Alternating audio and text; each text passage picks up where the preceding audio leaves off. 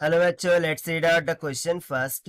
Distance of closest approach of alpha particle to the nucleus is always greater than the size of the nucleus. So basically यहाँ पे पूछ क्या रहा है कि जो अल्फा पार्टिकल होता है उसका क्लोजेस्ट अप्रोच न्यूक्लियस के रेडिएट से हमेशा ग्रेटर होता है. तो ऐसा क्यों है? सो चलिए देख लेते हैं हम सोल्यूशन से. But before of its let's talk about the key concept which we are going to use here for this question. So यहाँ पर हम बात करेंगे अल्फा पार्टिकल एंड न्यूक्लियस की. ठीक है. सो यदि मैं बात करूँ अल्फा पार्टिकल की, ठीक है, सो अल्फा पार्टिकल ये पॉजिटिव इन नेचर होता है. वहीं पर यदि मैं बात करूँ न्यूक्लियस की, ठीक है, सो न्यूक्लियस भी पॉजिटिव इन नेचर होगा. सो लेट्स सपोज कि इस तरीके से अल्फा पार्टिकल राइटवर्ड डायरेक्शन में क्या कर रहा है, मूव कर रहा है. यहाँ पर क्या है, न्यूक्लियस है. ठीक है. और न्यूक्लियस का रेडियस मैंने मान लिया आर ऑफ एन के इक्वल. और ये अल्फा पार्टिकल विथ पॉजिटिविटी इस न्यूक्लियस की तरफ क्या कर रहा है, अप्रोच कर रहा है toward the centre of nucleus. But यहाँ पर होता क्या है, जब ये न्यूक्लियस के करीब में आता है सो इस पर एक रिपल्शन फोर्स लग जाती है जिसको हम बोल देते हैं न्यूक्लियर रिपल्शन.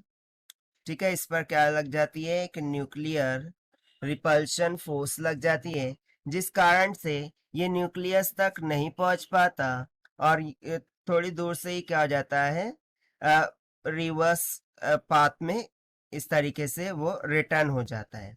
ठीक है. रिवर्स पास में वो रिटर्न हो जाता है. सो बेसिकली ये जो अल्फा पार्टिकल न्यूक्लियस की तरफ अप्रोच कर रहा है, सो उस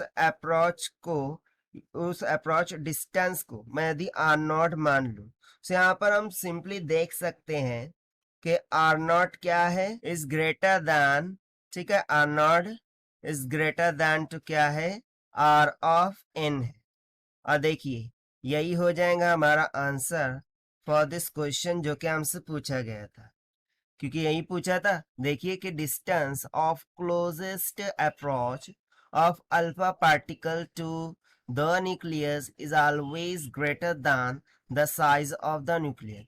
जो भी साइज ऑफ द न्यूक्लियस है उससे ये क्लोजेस्ट अप्रोच का जो डिस्टेंस होता है, यानी कि जिसको हमने यहाँ पर और नॉट से डिनोट किया है, ये क्या आता है, ग्रेटर दैन होता है किसके, साइज ऑफ द न्यूक्लियस की. आर ऑफ एन से ग्रेटर दैन है, सो ऑब्वियसली ये size of greater than, size of nucleus से भी ग्रेटर दैन ही होगा. तो यहाँ से हम सिंपली बोल सकते हैं कि R naught is greater than to size of nucleus. ठीक है. सो बेसिकली यहाँ पर हमें ये बताना था कि स्टेटमेंट ट्रू है कि फॉल्स है.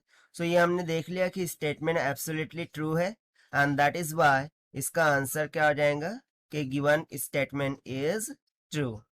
So this is the required solution which we have solved by using the concept of alpha particle and nucleus. So this is the required solution. I hope you understood well. Best of luck. Thank you.